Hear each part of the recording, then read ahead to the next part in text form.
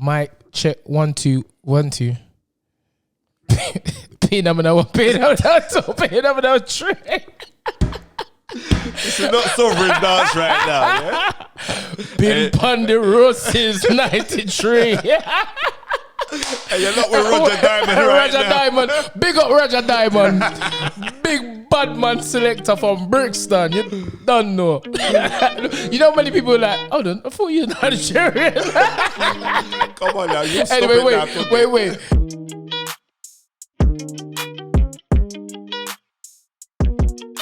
Dream it, believe it, become it. We're back.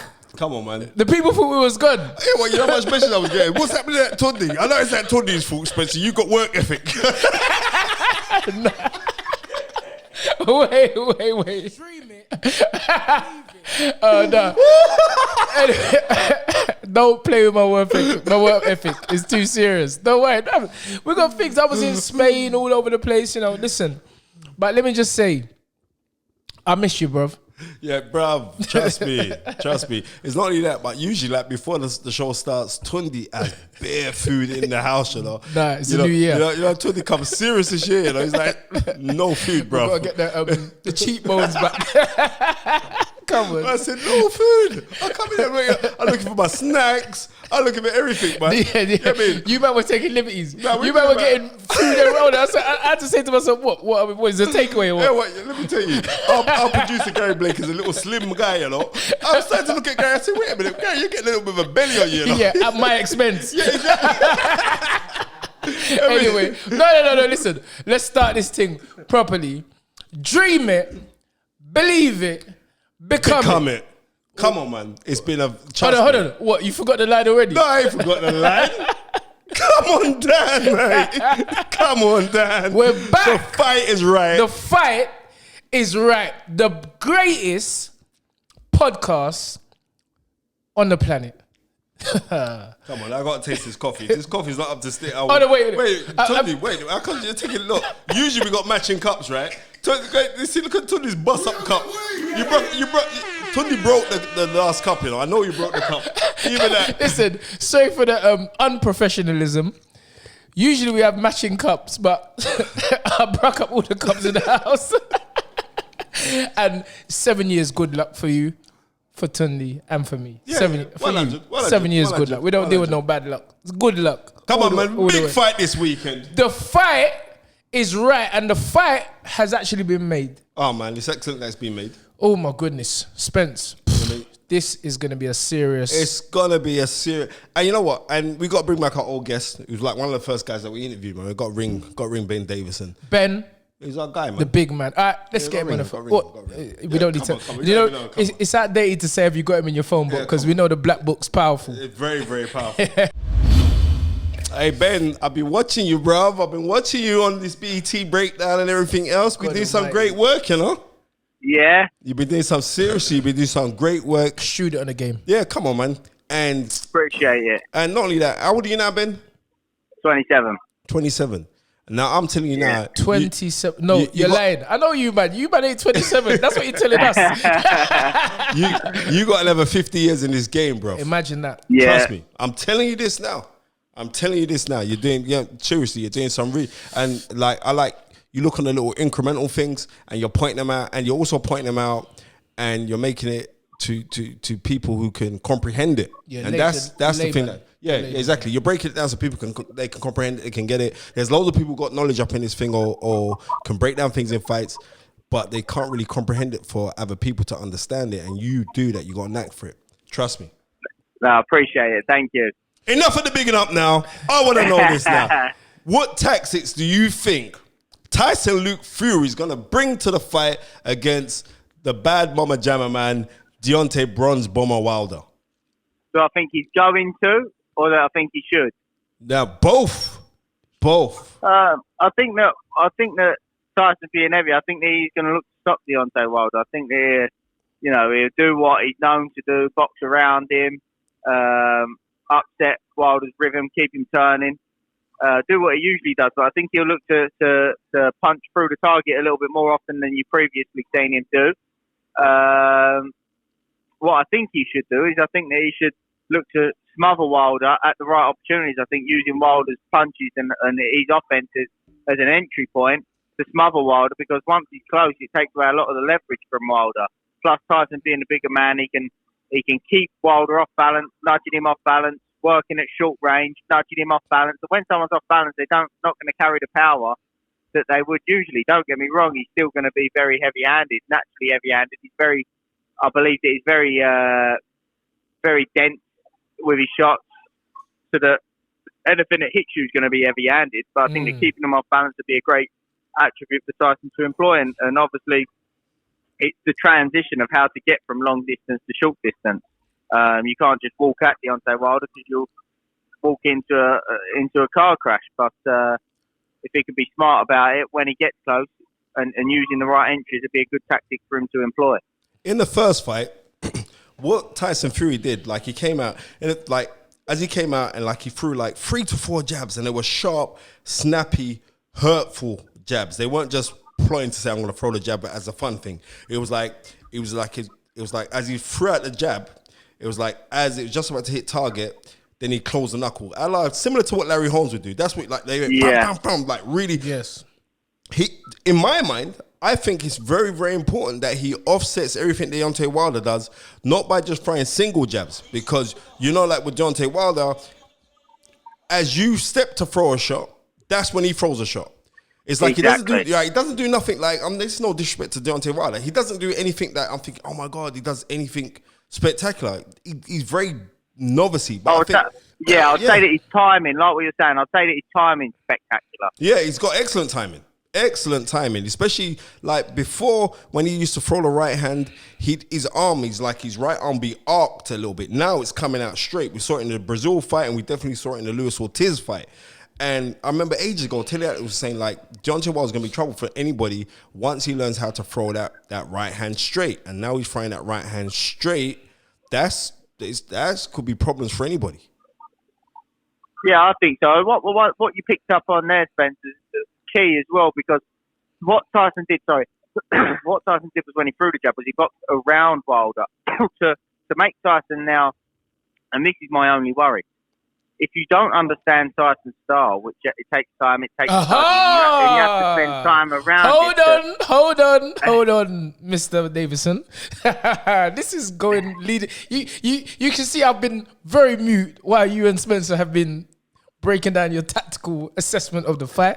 But sorry to cut you, but this is what I'm looking at. I'm looking at this new trainer. I don't understand how he's going to make that much of an impact in this short space of a time. And I'm listening to you, and I'm interested to hear how you feel like, because Tyson just looks like a different person to me. I don't know to how he looks to you, but he looks slim. And do you think that the weight loss and just the new tactical, because I heard Tyson Fury talk like this before, and is that more to do with the new trainers, or is that something Tyson has always had, where it's like, I'm knocking him out, I'm going straight for the knockout? Because as you say, that could be playing straight into Wilder's hands. Yeah, I think that more so the impact on Tyson in terms of mentally will be more so himself. His experience, he's been there, he's done it, he knows that this is, and I think the Otto Wallin fight was actually a blessing in disguise, because as much as he attempted to do the right things, I think that naturally he didn't have that fear factor for Otto Wallin. But in terms of the new training team, my only worry is it takes time to understand Tyson's style and, of course, know how it works. Like what Spencer was talking about there with the jab, was he boxed around Wilder. Conventional, if you read a textbook. Now, if you're trying to turn Tyson Fury into a conventional fighter, that's not going to work, in my opinion. I think that you need to study film, you need to spend time around him and understand how that style works. So if you start teaching him to step in with a jab and throw his hands from textbook hand positioning and these sorts of things, you're actually taking away a lot of Tyson's attributes. Yeah, Tyson's a boxer. His attributes, he can hit you from a jab that comes from his hip, that comes from his knee. He can punch and move at the same time. He can hit you and not punch through the target, but still have snap on the end of that jab without stepping in. Because stepping in means that you big steps in, then you can get time.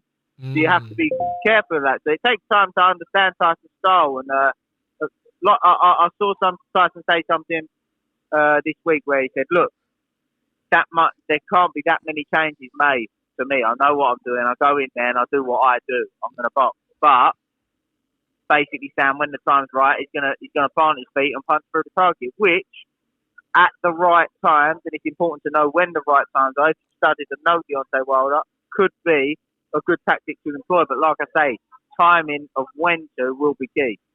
I don't know whether it's just because we're over here this side of the pond, but everybody just seems to be talking like this is Tyson Fury. It's like it's the Tyson Fury show. Like Deontay Wilder just coming in there to let him do everything. I don't understand. I think, to me, looking from the outside, it seems that we're kind of like forgetting that this man's knocked out everybody he's fought. Or bar Tyson Fury. Yeah. Or, Yeah. Well, he's had everyone down that he's fought. He's had everybody over. He's had everybody over who he's fought. So I'm like, am I seeing it from different spectacles or something? Because this Deontay Wilder is a dangerous guy. Because what I saw him do to Luis Ortiz, that's not a joke. And even 100%. And what he done to Fury's a big man. He's a giant of a man. He's a big man, and he put Fury down twice. I'm like, so I don't know if these new trainers are like Ben, overlooking him. I know, but Ben, you were there, yeah? What did it seem like from your position, like the punching power of Deontay Wilder? Well, I remember. The problem is, guys, is you guys know, people will watch one or two fights and then come up with an assumption of a fighter. But when you study the fighter, yes, you see everything in their arsenal. So you understand. Like if I just looked at the Luis Ortiz fight, you may say, he got lucky with one shot. He's only looked no, he never set that up. 100%. And look, when you fight an aggressive counter-punching southpaw, the more shots that you throw, the more opportunities they're going to have to counter-punch. Exactly. So he was smart, and that was tactics that he purposely employed for that fight. You look at the Duapas fight, he adjusted and fought the fight inside.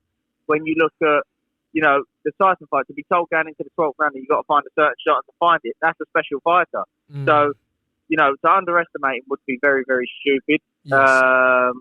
He's a lot better than what people give him credit for, and obviously he's very, very dangerous. So I think Tyson's fully aware of it. When I was there, one thing that stood out for me was the speed. Yes. As you're talking, I'm watching the highlights, and that's what I'm seeing. The speed. He's throwing him with venom, but there's a lot of speed behind the shots. I've got, and that's why I got Tyson to box what's called double distance, where there's enough space for you to see it, because if I can see it, I can defend it. The problem is when mid-range, you don't see it coming, as Luis Ortiz found out. Yes. You know what, but what's this round? It's round 5. We're watching the fight right now. I was just speaking to you. Round 5, just the slipping of Tyson Fury, right? What he's doing, he was like when Deontay Wilder was letting off, he'd throw a rounded arcing left hand, was meant to be a left hook, and then come back with a rounded right hand, and like Tyson will be in there, he'll like cover up, but he'll kind of slip and roll the shots. So even if he was kind of touching him, he's like he's gonna touch the glove, he's taking the power out of the shot. Exactly, he's a master at riding the shots. Yeah, he rides shots. Seriously, I ain't seen a big man like that ride shots like that in a very, very long time. Right, and remember, he's 6'9", so for him, he's not meant to be doing those kind of things. I just hope that nothing much has been changed from his arsenal per se, because I believe that his awkwardness is the key for him to win this fight. And not only that, he's in Tyson Fury's awkwardness, but not only that, but people think like Tyson Fury can't hit. Tyson Fury can hit. Yeah, he definitely was doing something. He can hit, because even when he got floored, by Wilder in the he stunned Wilder in the last round, Yeah. Yeah, 100%. Yeah, he stunned him, mate. And a big part of that was Wilder almost shot his load trying to get him out in the top. It was quite situational when he started pushing him back. But 100% you're right. And like what you were saying there, the thing about changing too much of him, look, he was successful before me. So he wasn't going to come and me start changing him. Do you know what I mean? Yes. You have to understand that, and he's got his own style. Well, I think he was a successful fighter before me, but I do believe that he'll still be successful after as well. Okay, yeah, definitely. I believe that's one of your attributes, your great attributes, because you understand the psychology of boxing, and that's what it is. It's making it the best for the fighter, and making the fighter comfortable. So sometimes something that's unorthodox may well be the best thing for the fighter. So you just got to let him ride with that. So that's why I believe you're gonna go down as a Hall of Fame trainer, Mr. Davison. I appreciate it. Thank you. Well, you got to keep at it. Anyway, let's move on from this, right? So your prediction for the fight is what? Yes. What's your prediction? Tyson Fury win by stoppage. What round? Hey! What round? I'm going to say between 8 and 10. Wait one second. Do you watch my video yesterday on IFL? Tell the truth. Nah. I said between 9 and 11, I think Tyson Fury could stop him. Yeah? Right. Yeah, now, a lot of people think I'm crazy, and they're all me trying to kill me. But that's how I see it. But you know what? We're gonna speak to a couple other people so we can see like if they can sway my opinion. But right now, that's kind of what I'm feeling. But So then, Spencer Fearon says 9 to 11. I think 9 to 11. Ben Davison says 8. 8 to 10. 8 to 10. Well, pop that William. Yes, Ben, it has been an absolute pleasure. Listen, what a way to start the show. The man, to be honest with you, I said it the last time we spoke. I credit you with resurrecting a great fighter and putting him on the road to success. So if Tyson wins on Saturday, you win. That's how I see it. Simple as that. 100%. We all win. We all win, 100%. Boxing win. Thank you very much. The one, the only, the great Ben Davison. Big up yourself, Ben. Take care. God bless. And I'll be ringing you in the early hours of the morning. Because me and Tunde's going to be out watching that fight, bro. 100%. Take care. God bless, brother. Yeah, big up, Cheers, Ben. guys. Bye-bye. Bye-bye. That's serious. It is serious. I mean, it That's is serious. serious. It is serious. And I think, Interesting. yeah, very much so. But I also think like Tyson Fury, his mind's got to be on this because He at any moment, I'm telling you, at any moment, if Deontay Wilder, because what's kind of unsettling me is I can't hear no talk from Deontay Wilder. So my dad always told me when a man ain't talking, you better be wary because he's planning. Nah, he talked some wicked talk yesterday at the press conference. I didn't watch it. I know you don't watch nothing. Yeah, I don't watch nothing. So, but he did. He talked some wicked talk. He went in. But he said, I mean, you're not gonna out talk Tyson Fury anyway, so you better just hold your corner. But you know what? He held his own, and he went a little bit personal because he took digs at the mental health issues. Oh wow! He took digs at the drug abuse and stuff like that. He took real digs at that. But that's like, tell me something. That's the game. Did Tyson Fury actually hurt Deontay Wilder in the first fight? Yeah, he did. Right, mate. He did. Because I'm looking at this. Look, this guy's serious. I'm looking at the fight. You see that? Yeah. I'm looking at the fight here, and I'm saying to myself, the way Deontay Wilder stands, he's balancing him. Sometimes it can appear that he's hurt, but he's not hurt. No, but he was stunned, and like Ben said, in the last round, look at that. When Tyson Fury come back at him. Yeah. See? Yeah. And that was a build-up, you know. Yeah, that's the ninth round. We're just watching that. Yeah. That was a build-up. It was. But Deontay, people seem to forget, what Deontay Wilder is very good at, what he's very good at, his timing is excellent, you know. He's swinging. He knows when to swing. The cancel tax man is after him.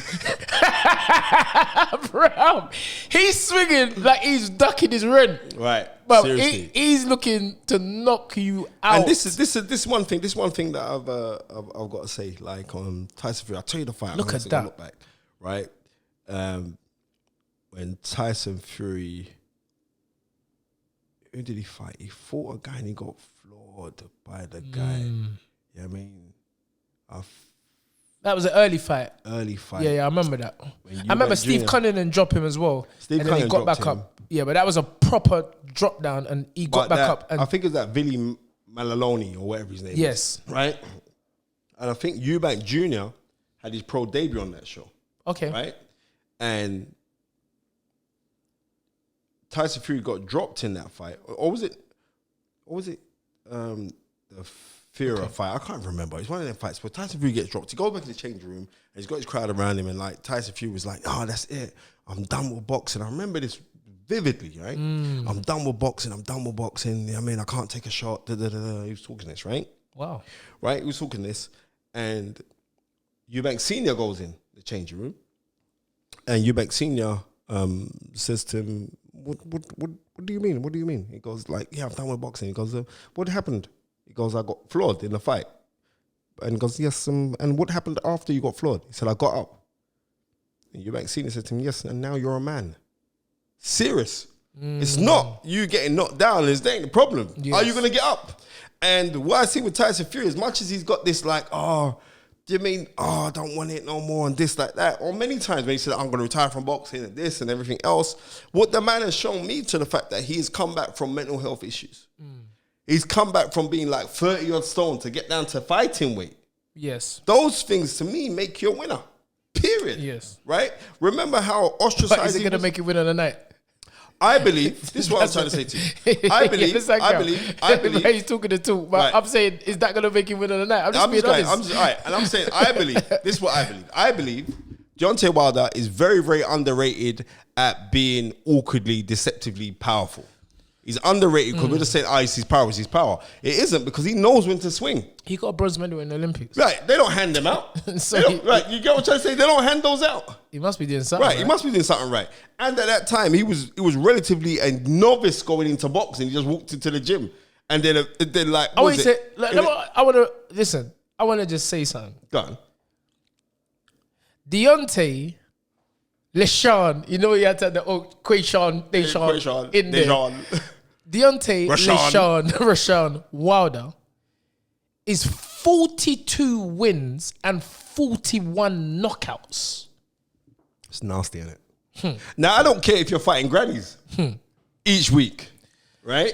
And he ain't fighting grannies. He's not. That is ridiculous. He ain't fighting grannies. That is ridiculous. He knocked out Audley, Ortiz, Breezel, Bermain, Washington, Areola, Spitka, Dufas, Molina, Stavern, this Malik Scott, Ole Harrison. These ain't no. Did you see the Ole Harrison knockout? Was you at the fight? No. I almost said I was at the fight. Yeah. It was so real. It was like I was at the fight. It was horrible. That was horrible. Seriously, that was that. Bro, I was feeding the punches for Audley. Yeah, that was horrible, man. Listen, seriously, that was horrible. The guy's a serious guy.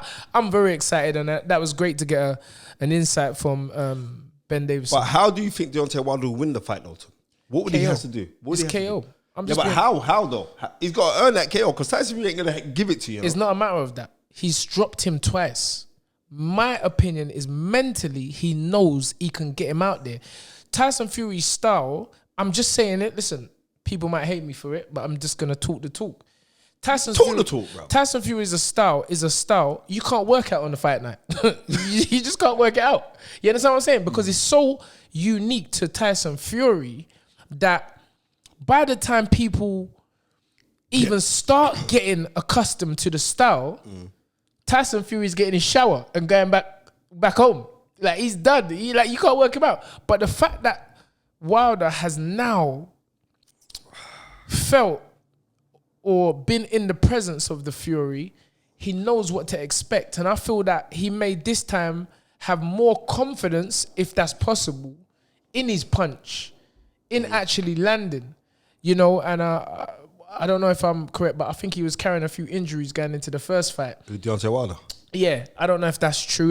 You'd have to, I mean, you're the knowledge, so you're going to find out. But if that's so, and he still managed to drop Fury twice, you know, I just think that this time, and for me, the main thing is activity.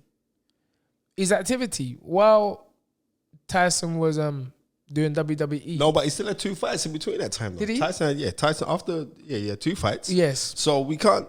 Okay. But there were lackluster performances. But it's activity. Right, activity. Right, exactly. And also, when you go look at it, Tyson Fury performs better with a better fighter. But if you look at it, he's actually been more active than Wilder, because if he had 2 fights in between this fight, he had a WWE fight as well. So it's 3 fights. Yeah, 3 fights. So you understand? Yeah, so imagine a man got paid millions for pantomime, you know. He's been active. So okay, so we can't really use the activity line, but this is gonna be a great fight. I think it's one of them ones where you can't really give an honest call, but we all know what's gonna happen. If Wilder is going for any win whatsoever, it's gonna be a knockout.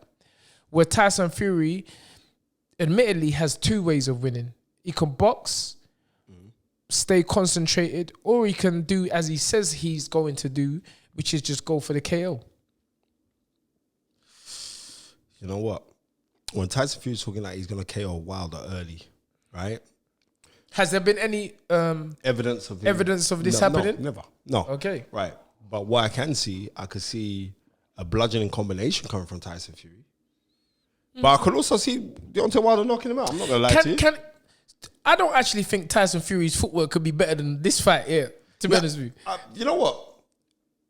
It was very good in that fight, yeah? This fight, the footwork was serious. Right? Okay. But can I just say, where Tyson went, in my opinion, watching these little highlights, I was watching it, I was there on the night anyway, so I was there with Ben Davison as well. He was just had a better seat than me.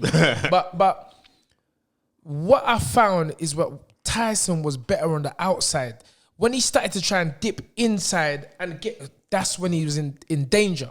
So I think he should stay more on the outside. Look at he thought it was over. He thought it was over. He thought it was over. My man just woke up like Lazarus. You see the doll thing now where you punch it and then the Tyson Fury pop up. Have you seen them? Bro, this guy's making money all over the place. Like you punch the doll, is Tyson Fury's face, and then you know them. It goes down. It come back up. Yeah. Serious. He ain't staying down, bro. But he ain't staying down. You can't. Brendan Niggle said it years ago. You have to kill this man to knock him down, to knock him out. You have to kill him because he ain't getting it. He's not staying down. So yeah, Tyson Fury is a great role model and an example to people who have hit the lows, come back, and he's a star. 100%, man. Remember to like, comment, and subscribe to the Stamina for Sale YouTube channel.